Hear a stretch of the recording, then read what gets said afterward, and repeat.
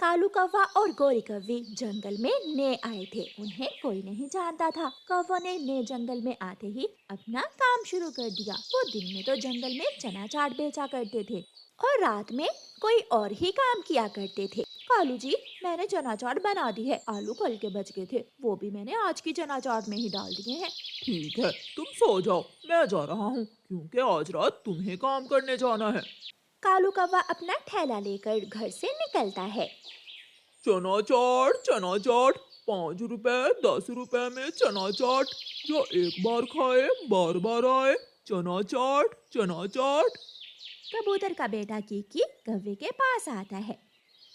Uncle uncle, मुझे 10 रुपए की चना चाट दे दे। मैं अभी देता हूँ, मेरे पास बैठो, थोड़ी देर बातें करते हैं। मैं भी अकेला बोर ही हो रहा था। लेकिन मुझे चना चाट लेकर अपने दोस्तों के साथ खेलने जाना है।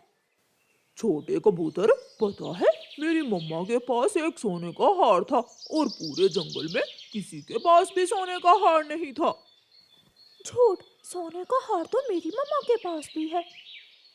अच्छा, लेकिन मेरी मम्मा तो अपना हार रात को उतार कर अलमारी में रख देती थी छुपा कर। तुम्हारी मम्मा कहाँ रखती है?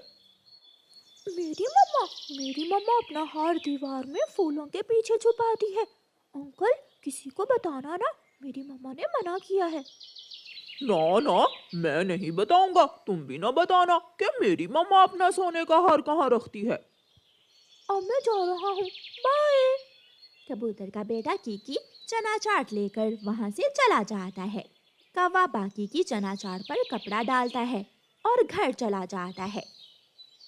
कालू जी, आज तो आप बहुत जल्दी आ गए हैं। जाते ही काम हो गया था। मैं कौन सा चना चाट बेचने जाता हूँ, जिस काम के लिए गया था वो काम हो गया। तो फिर आज रात किसके घर में जाना होगा?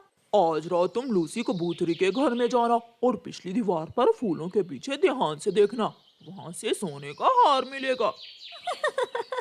कालू कालू जी, हम भी कितने चालाक हैं। छोटे बच्चों से सारी बातें पूछ लेते हैं और किसी को शक भी नहीं गुजरता। ऐसे तो हम कभी भी पकड़े नहीं जाएंगे। रात हो जाती है। लूसी, मैंने दरवाजे की कुंडी लगा दी है। पति जी, आधी खिड़की खुली रहने देना, रात को मेरा दिल घबराने लगता है। कबूतर आधी खिड़की खुली रहने देता है और अपने घोंसले में जाकर सो जाता है। लूसी कबूतरी भी अपने बेटे के साथ घोंसले में जाकर सो जाती है। पेड़ के पीछे छुपी हुई गोरी कौवी निकलकर कबूतर के घर की खिड़की में आकर देखती है। सब सो गए हैं, मौका अच्छा है, मुझे जल्दी से अपना काम करना होगा। गोरी कौवी खुली खिड़की में से कबूतर के घर में घुस जाती है। वो जानती थी कि लूसी का सोने का हार कहाँ है, इसलिए गोरी कौवी को ज्यादा मेहनत नहीं करना पड़ती। वो सीधी दीवार के साथ लगे फूल उतारती है और लूसी का सोने का हार उठाकर निकल जाती है। सुबह हो जाती है। उठिए उठिए पति जी, मैं लुट गई, मैं बर्बाद हो गई। मेरा हार, मेरा सोने का हार कोई चुरा कर ले गया। मैंने तुमसे कहा था कि अपना सोने का हार अलमारी में रखा करो। तुमने भी फूलों के पीछे छुपाया हुआ था। लो, अब ले गया कोई चोर। पति जी, मैंने तो बहुत अच्छी जगह छुपाया था अपना हार, लेकिन मैं हैरान हूँ, चोर को कैसे मालूम पड़ा कि मेरा हार फूलों के पीछे है। गोरी, वो हार कहाँ रखा है? उस हार में तो मेरी जान है। कालू जी, मैं वो हार बेचूंगी नहीं, 2-4 महीनों बाद वो हार मैं पहन लिया करूंगी। ठीक है, ऐसा ना हो कि अभी पहनकर बाहर चली जाओ। मैं जा रहा हूँ। कालू कौवा थैला लेकर काम पर निकलता है। चना चाट, तीखी मिर्ची वाली स्वादिष्ट चना चाट। चिड़िया की बेटी गुड़िया कौवे के पास आती है। अंकल अंकल, मुझे 10 रुपए की चना चाट दे दें। देता हूँ, इतनी भी क्या जल्दी है? अंकल, मुझे घर जाना है, मम्मा डांटेंगी। मेरी मम्मा भी मुझे ऐसे ही डांटा करती थी। छोटी चिड़िया, पता है, मेरी मम्मा अपने गहने संदूक में रखा करती थी। मेरी मम्मा के जितने गहने पूरे जंगल में किसी के पास नहीं थे। होंगे, मैं क्या करूं? आप मुझे चना चाट दें, मैं जाऊं। देता हूँ। मेरी मम्मा अपने पैसे अपने घोंसले में छुपा कर रखती थी। क्या तुम्हारी मम्मा भी अपने पैसे घोंसले में छुपाती है? हम्म, ये ये तो सीक्रेट है, ये मैं आपको नहीं बता सकती। अंकल अंकल, आप भी मुझे अपनी मम्मा के सीक्रेट ना बताइए। अच्छा अच्छा ठीक है। गुड़िया चना चाट लेकर वहां से चली जाती है। ये छोटी सी चिड़िया तो बहुत तेज थी, कोई बात भी नहीं बता कर गई। कौवा आगे बढ़ता है। चना चाट, स्वादिष्ट स्वादिष्ट चना चाट। छोटा तोता अंकल कौवे के पास आता है। मम्मा मम्मा, पता है वो है ना अंकल चना चाट बेचने वाला, वो काला कौवा, क्या हुआ उसे? मम्मा, मैं उस अंकल के पास चना चाट लेने गई थी। वो बहाने बहाने से मुझसे घर की सीक्रेट बातें पूछ रहा था। वो गंदा अंकल है। अच्छा, वो आपसे क्या पूछ रहा था? वो मुझसे पूछने की कोशिश कर रहा था कि हम गहने कहाँ रखते हैं, हम अपने पैसे कहाँ रखते हैं। ऐसी बातें कर रहा था वो अंकल। बहुत अच्छा किया आपने बेटी, जो उसे कोई बात नहीं बताई। ऐसे पक्षी ही अक्सर घरों में चोरियां करते हैं। अच्छा तो फिर तुम्हारी मम्मा भी अपने झुमके मटके में रखती हैं? हाँ, लेकिन अंकल किसी को बताना ना, वरना कोई चोर चोरी कर लेगा। ये भी कोई बताने वाली बात है? और तुम भी किसी को ना बताना कि मेरी मम्मा अपने झुमके घड़ी के पीछे छुपाती है। प्रॉमिस, नहीं बताऊंगा। अंकल, अब मुझे चना चाट तो दे दें। फिर छोटा मिट्ठू चना चाट लेकर चला जाता है और कौवा तुरंत अपने घर चला जाता है। तोते के घर मटके में गोरी झुमके रखती है हरियाली तोती। मैंने सब पूछ लिया है। वो चिड़िया की बेटी नहीं आई।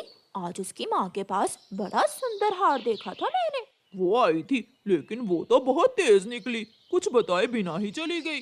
वो भी अपनी माँ की तरह सियानी ही होगी। रात हो जाती है। गोरी कौवी अपने काम पर निकलती है। वो सीधी तोते के घर जाती है। उसे चोरी करने में ज्यादा देर न लगती थी, क्योंकि सारी बातों कालू कौवे ने पहले ही पूछ ली होती थी। इसलिए गोरी कौवी आराम से हरियाली के गहने मटके से निकालती है और भाग जाती है। सुबह हो जाती है। हरियाली तो घर के बाहर बैठी शोर मचा रही थी। चिड़िया, चिड़िया, लूसी, जल्दी आओ, मैं लुट गई, मेरे गहने चोरी हो गए हैं। कल मेरा हार और आज हरियाली के झुमके, न जाने कौन चोरा गया है इस जंगल में। रानू चिड़िया बैठी कुछ सोच रही थी, जब पास से कालू कौवा गुजरता है। चाट चाट, चना चाट। ये काम ये कौवे ही कर रहे हैं, आप दोनों मेरे साथ चलो। लेकिन चिड़िया, इस बेचारे कौवे को क्या मालूम कि मैंने अपने गहने मटके में छुपा कर रखे हैं। इसे सब पता है, ये कौवा चना चाट बेचने नहीं बल्कि छोटे पक्षियों से घर की बातें पूछने आता है। रानो चिड़िया लूसी और हरियाली को साथ लेकर कौवे के घर जाती है। क्या करने आई हो आप यहाँ? अभी बताते हैं। लूसी, तुम वो संदूक खोल कर देखो, और हरियाली, तुम वो अलमारी खोलो। ना ना, वो अलमारी ना खोलना, उस अलमारी में एक बहुत ही खौफनाक आत्मा रहती है। देखते हैं वो आत्मा किसकी है। वो तुम सबको खा जाएगी। हरियाली अलमारी खोलती है तो सामने ही हरियाली के गहने पड़े थे। दूसरी तरफ लूसी अपना सोने का हार भी देख लेती है। तो यही है जो जंगल में चना चाट बेचने के बहाने चोरियां कर रहे हैं। फिर सारे पक्षी इकट्ठे होकर कौवों को मार मार कर जंगल से निकाल देते हैं। कौवा और कौवी रोते हुए वहां से भाग जाते हैं। प्यारे दोस्तों, इस कहानी से हमें सीख मिलती है कि गुड़िया की तरह समझदार पक्षी बने, ना कि कीकी और छोटे मिट्ठू की तरह अपने घर की बातें दूसरों को बताएं। आपका धन्यवाद।